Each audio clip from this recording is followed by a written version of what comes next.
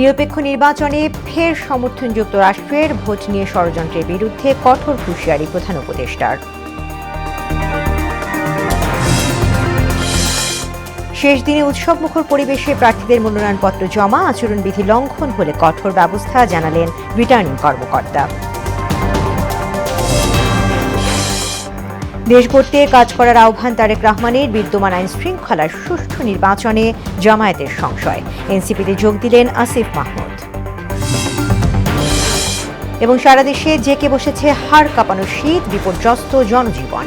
সর্বনিম্ন তাপমাত্রা কিশোরগঞ্জের নিকলিতে।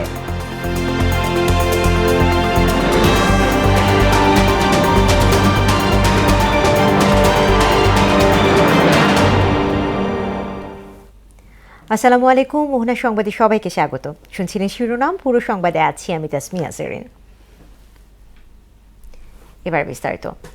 নির্বাচনের জন্য সরকার সম্পূর্ণ প্রস্তুত বলে জানিয়েছেন প্রধান উপদেষ্টা অধ্যাপক মোহাম্মদ ইউনূস।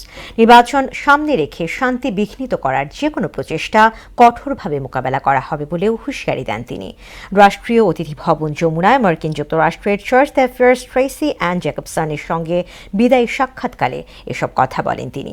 এ সময় ফেব্রুয়ারি নির্বাচন আয়োজনের বিষয়ে যুক্তরাষ্ট্র সরকারের সমর্থন পুনর্ব্যক্ত করেন মার্কিন চার্চ অ্যাফেয়ার্স।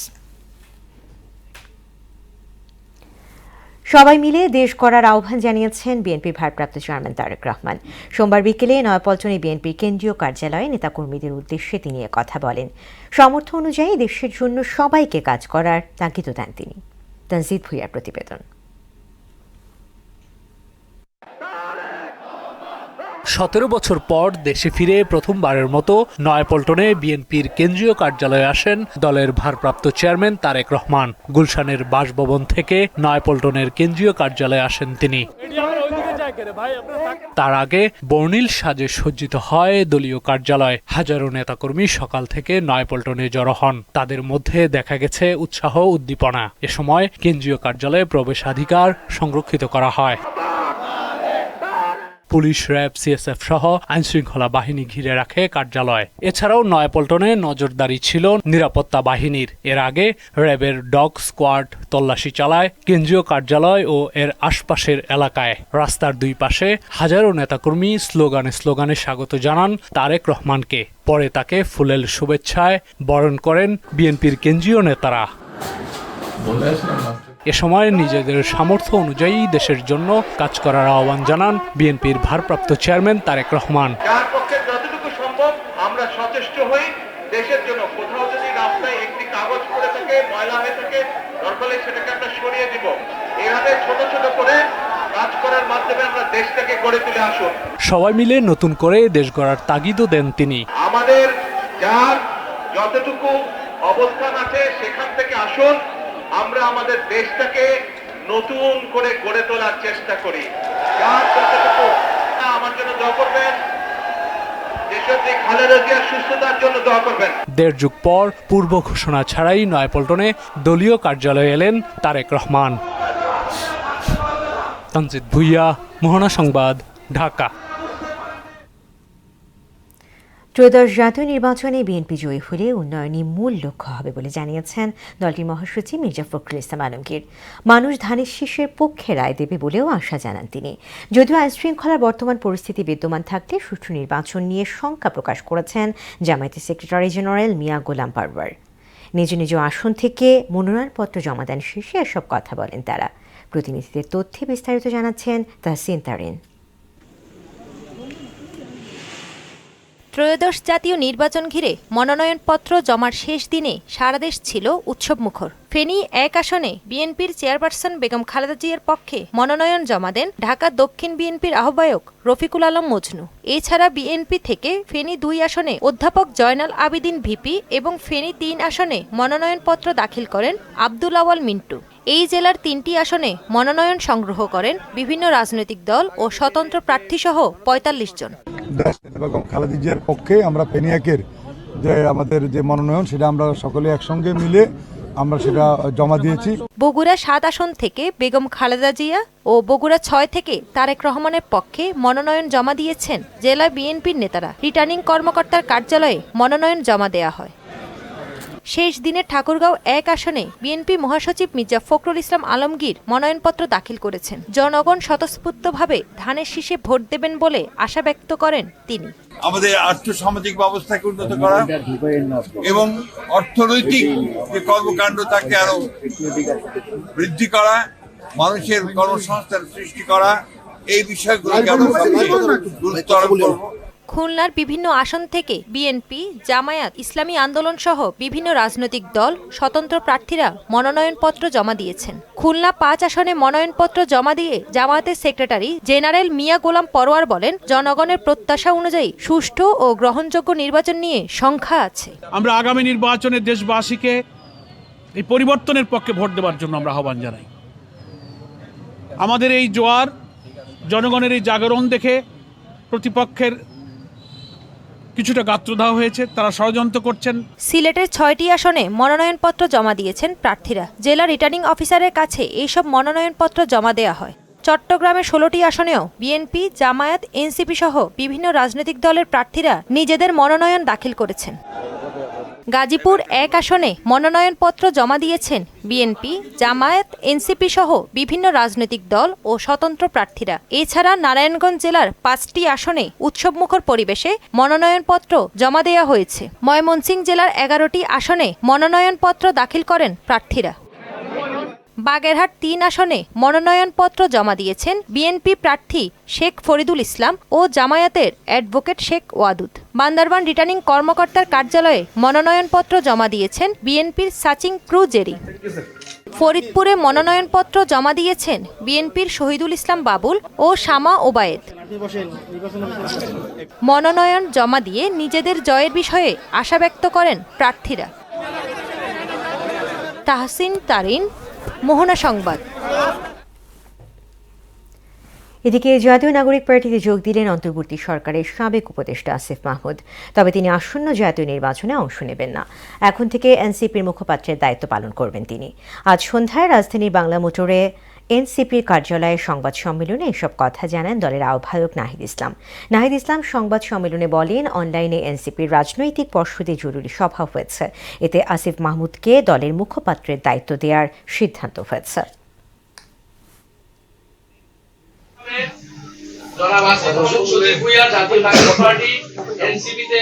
যোগদান করলেন। আমরা আশা করব আসিফ মাহমুদ সজীব ভাইয়ের সাথে আমাদের এই পথ চলা পুরাতন দিনগুলোর মতোই সামনের দিনগুলোতেও আমাদের যে লক্ষ্য, আমাদের যে উদ্দেশ্য, সেটা বাস্তবায়নে সহায়ক হবে। এই গণঅভ্যুত্থানের যে আকাঙ্ক্ষা বাস্তবায়নের জন্য এই নির্বাচনকে কেন্দ্র করে আবার সময় এসেছে ঐক্যবদ্ধ হওয়ার। সেই জায়গা থেকে আমি জাতীয় নাগরিক পার্টি এনসিপিতে আজকে যোগদান করছি। মনোনয়নপত্র জমার আজ শেষ দিনে ঢাকা বিভাগীয় কমিশন কার্যালয়ে প্রার্থীদের ভিড় ছিল। এদিন বিভিন্ন আসনের হেভিওয়েট প্রার্থীরাও মনোনয়নপত্র জমা দেন। ঢাকা 17 আসনে তারেক রহমানের পক্ষে মনোনয়নপত্র জমা দিয়েছে বিএনপি। এদিকে নিজেদের জয়ের আশা ব্যক্ত করেন প্রার্থীরা। ঢাকা বিভাগীয় কমিশনার বলেন, এখন পর্যন্ত আচরণবিধি লঙ্ঘনের কোনো ঘটনা ঘটেনি। ব্যত্যয় চোখে পড়লেই ব্যবস্থা নেওয়া হবে। মফিউর রহমানের রিপোর্ট।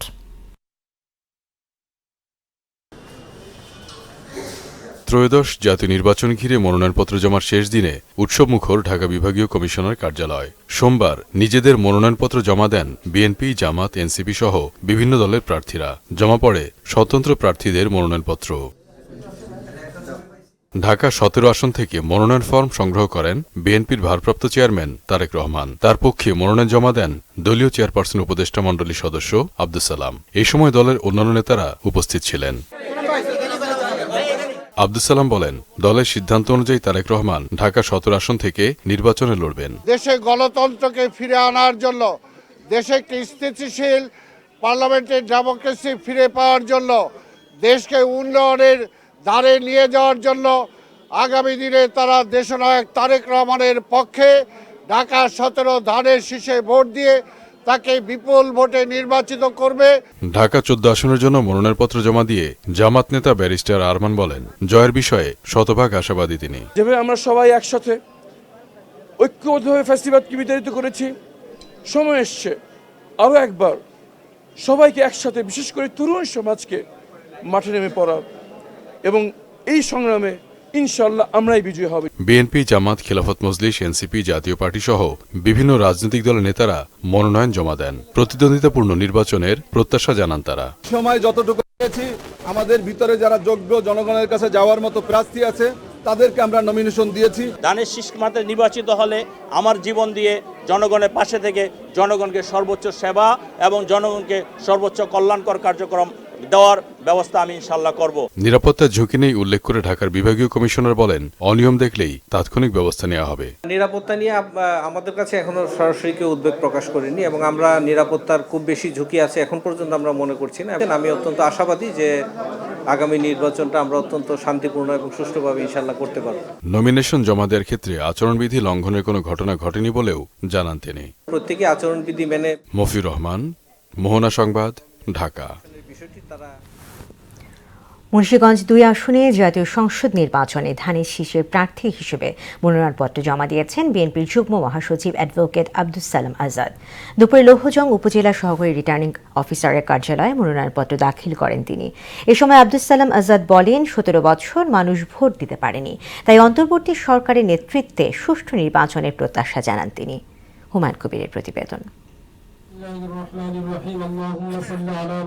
মুন্সিগঞ্জ 2 আসনে ধানের শীষের মনোনীত প্রার্থী অ্যাডভোকেট আব্দুস সালাম আজাদ লোহজং উপজেলা বিএনপি কার্যালয়ে বেগম খালেদা জিয়ার সুস্থতা কামনায় মিলাদ ও দোয়া মাহফিলে অংশ নেন। পরে জাতীয় সংসদ নির্বাচনে উপজেলা সহকারী রিটার্নিং অফিসারের কার্যালয়ে মনোনয়নপত্র জমা দেন তিনি। এই সময় তার সঙ্গে ছিলেন বিএনপির প্রান্তিক জনগোষ্ঠী উন্নয়ন বিষয়ক সম্পাদক এম এ মালেক ও নির্বাহী কমিটির সদস্য বাউল আহমেদ। এই সময় গণমাধ্যমের সঙ্গে কথা বলেন আব্দুস সালাম আজাদ। ভোট ও গণতন্ত্র প্রতিষ্ঠায় শহীদদের আত্মার শান্তি কামনা করে অবাধ ও সুষ্ঠু নির্বাচনের প্রত্যাশা করেন তিনি। আগামী দিনে যে নির্বাচনের জন্য এই জাতি এত ত্যাগ স্বীকার করেছেন, ছাত্র যুবক সমাজরা যে ত্যাগ স্বীকার করেছেন, 5ই আগস্টের আন্দোলনের মধ্য দিয়ে এই ফ্যাসিস্টের বিদায় হয়েছে, সেই বীর পুরুষদের আমি স্মরণ করি এবং তাদেরকে ধন্যবাদ জানাই। জনগণের বিপুল ভোটে মুন্সিগঞ্জ 2 আসন থেকে সংসদ সদস্য নির্বাচিত হওয়ার প্রত্যাশা করেন ধানের শীষের এই প্রার্থী। আমি আশাবাদী এই আসনে জয় দৃষ্টা, অর্থাৎ আমি 100% আমি নিজেকে বলতে পারি প্রায় 47 বছর যাবৎ এই জাতীয়তাবাদী দলের সাথে আমি সম্পৃক্ত। এখানে ইউনিয়ন থেকে শুরু করে আমি কেন্দ্রে গিয়ে আসছে আমাদের নেতা ভারপ্রাপ্ত চেয়ারম্যান জনতা তারেক রহমান আমাকে যুগ্ম মহাসচিব বানিয়েছেন এবং সমস্ত কিছু মিলেই আমি আন্দোলনের সংগ্রামে সুখে দুঃখে সবকিছু মিলিয়ে আমি আমার নেতা কর্মীদের পাশে ছিলাম।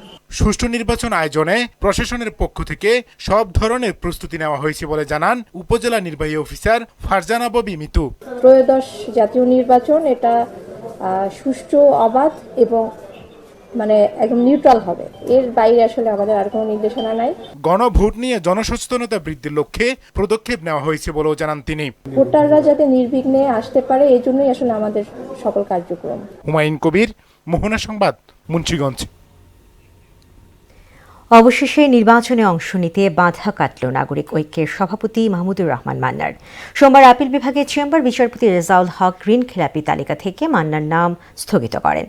বিষয়টি নিশ্চিত করে মান্নার আইনজীবী জানান, আপিল বিভাগের চেম্বার বিচারপতি এ তালিকা 8 সপ্তাহের জন্য স্থগিত করেছেন। ফলে মাহমুদুর রহমান মান্নার নির্বাচনে অংশ নিতে আর কোনো বাধা নেই। জুলাই গণ অভ্যুত্থানের শিক্ষার্থী আবু সাইদ হত্যা মামলার তদন্ত কর্মকর্তা রুহুল আমিনের পরবর্তী সাক্ষ্য গ্রহণ 6 জানুয়ারি ধার্য করেছেন আন্তর্জাতিক অপরাধ ট্রাইব্যুনাল। ট্রাইব্যুনাল 2-এ আজ তৃতীয় দিনের সাক্ষ্য গ্রহণ শেষে এই আদেশ দেন। এরপর তদন্ত কর্মকর্তাকে জেরা করেন আসামি পক্ষের আইনজীবীরা। এছাড়াও একই ট্রাইব্যুনালে জুলাই গণহত্যার মানবতাবিরোধী অপরাধে বর্তমানে কার্যক্রম নিষিদ্ধ আওয়ামী লীগের সাধারণ সম্পাদক ওবায়দুল হক কাদের সহ 7 জনের বিরুদ্ধে দায়ের করা মামলার পূর্ণাঙ্গ ওয়ারেন্ট রিপোর্ট ট্রাইব্যুনালে না আসায় মামলাটি আজ আদালতে ওঠেনি। সীমান্ত দিয়ে অপরাধীদের পলায়ন বন্ধে বর্ডার গার্ড বাংলাদেশ বিজিবিকে সতর্ক থাকার নির্দেশ দিয়েছেন স্বরাষ্ট্র উপদেষ্টা জাহাঙ্গীর আলম চৌধুরী। সকালে বিজিবির সদর দপ্তরে আয়োজিত এক অনুষ্ঠানে এই নির্দেশনা দেন তিনি। স্বরাষ্ট্র উপদেষ্টা বলেন, বিজিবির উন্নয়নে সর্বাত্মক প্রচেষ্টা অব্যাহত আছে। জাতীয় স্বার্থকে সমন্বিত রেখে সীমান্তে অতন্ত্র প্রহরী হয়েও নিষ্ঠার সঙ্গে দায়িত্ব পালন করতে হবে এই বাহিনীকে। জাতীয় নির্বাচনের প্রসঙ্গ টেনে তিনি বলেন, সুষ্ঠু এবং শান্তিপূর্ণ ভোট আয়োজনে সার্বিক প্রস্তুতি নিতে হবে। সারা দেশে জেঁকে বসেছে হাড় কাঁপানো শীত। আজ দেশের সর্বনিম্ন তাপমাত্রা কিশোরগঞ্জের নেকলিতে। ঘন কুয়াশা আর হিমেল হাওয়ায় বিপাকে পড়েছেন নিম্ন আয়ের মানুষ। প্রতিনিধিদের তথ্যে আরও জানাচ্ছেন আফরিন পপি।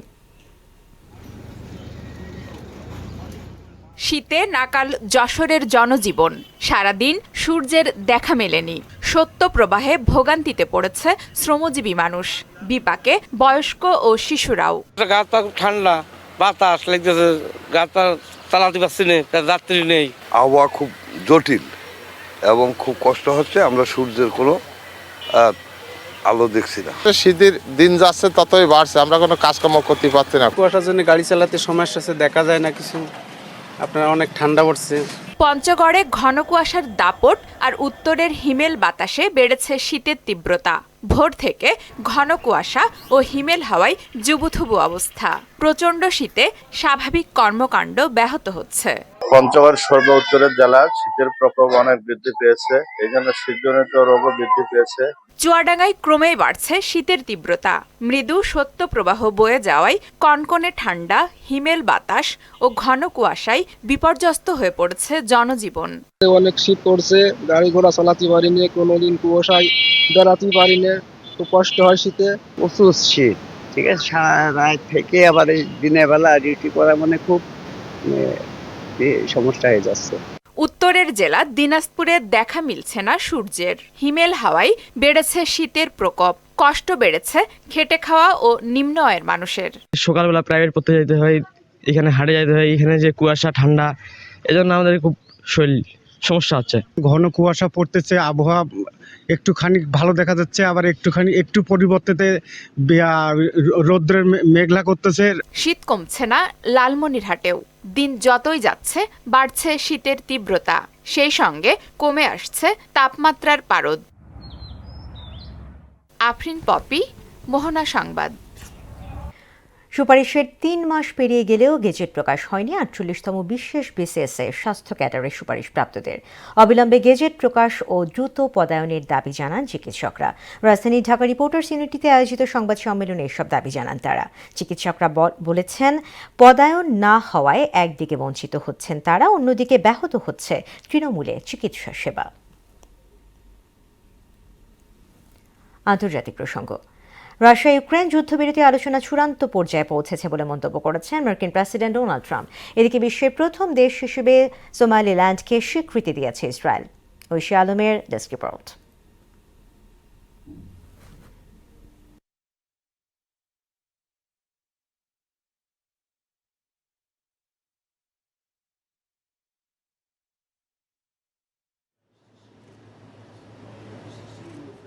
রোববার রাশিয়া ইউক্রেন যুদ্ধবিরতি নিয়ে বৈঠকের পর যৌথ সংবাদ সম্মেলনে মার্কিন প্রেসিডেন্ট ডোনাল্ড ট্রাম্প ও ইউক্রেনের প্রেসিডেন্ট ভলোদিমির জেলেনস্কি বক্তব্য দেন। তারা জানান, শান্তি আলোচনার দুটি সবচেয়ে গুরুত্বপূর্ণ বিষয় ইউক্রেনের নিরাপত্তা নিশ্চয়তা এবং পূর্ব ইউক্রেনের দনবাস অঞ্চল নিয়ে অগ্রগতি হয়েছে। তবে তারা চুক্তি চূড়ান্তের কোনো সময়সীমা জানাননি। বৈঠকের আগে রুশ প্রেসিডেন্ট ভ্লাদিমির পুতিনের সঙ্গে ফোনালাপ করে সামাজিক যোগাযোগ মাধ্যমে ট্রাম্প বলেন, পুতিনের সঙ্গে তার আলোচনা ফলপ্রসূ ছিল। এদিকে বিশ্বের প্রথম দেশ হিসেবে সোমালিল্যান্ডকে স্বীকৃতি দিয়েছে ইসরায়েল। এই পদক্ষেপের নিন্দা জানিয়েছে সোমালিয়া ও আফ্রিকান ইউনিয়ন। সোমালিল্যান্ডে ইসরায়েলের যে কোনো উপস্থিতিকে সামরিক লক্ষ্যবস্তু হিসেবে বিবেচনা করা হবে বলে হুঁশিয়ারি দিয়েছে ইয়েমেনের হুথি গোষ্ঠী। এর আগে সোমালিল্যান্ডের ইসরায়েলি স্বীকৃতিকে রাষ্ট্রীয় আগ্রাসন আখ্যা দিয়েছে সোমালিয়া। অন্যদিকে ইসরায়েল, যুক্তরাষ্ট্র ও ইউরোপ মিলে ইরানের বিরুদ্ধে সর্বাত্মক যুদ্ধ চালাচ্ছে বলে অভিযোগ করেছেন দেশটির প্রেসিডেন্ট মাসুদ পেজেশকিয়ান। দেশটির সর্বোচ্চ নেতা আয়াতুল্লাহ আলী খামেনি বলেন, এসব দেশ চায় না ইরান নিজের পায়ে দাঁড়াক। তিনি হুঁশিয়ারি দিয়ে বলেন, আবার হামলা হলে আগের চেয়ে শক্ত জবাব দেবে তেহরান। ঐশী আলম, মোহনা সংবাদ। শেষ করব মোহনা সংবাদ, যে আবার আগে শিরোনামগুলো আরও একবার।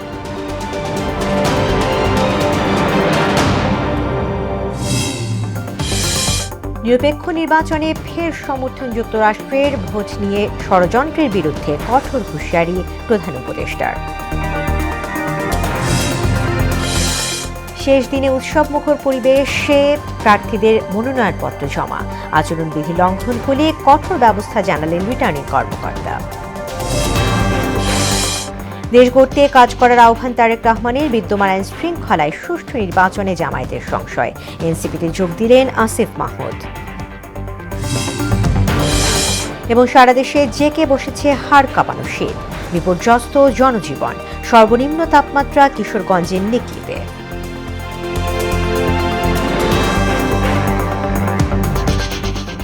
দর্শক, এই ছিল মোহনা সংবাদে। পরবর্তী সংবাদ রাত 12টায়। এছাড়া মোহনার সবশেষ খবর জানতে ভিজিট করুন www.mohana.tv। সংবাদ দেখতে পারেন আমাদের ফেসবুক পেজ ও ইউটিউবেও। এতক্ষণ সঙ্গে থাকার জন্য ধন্যবাদ।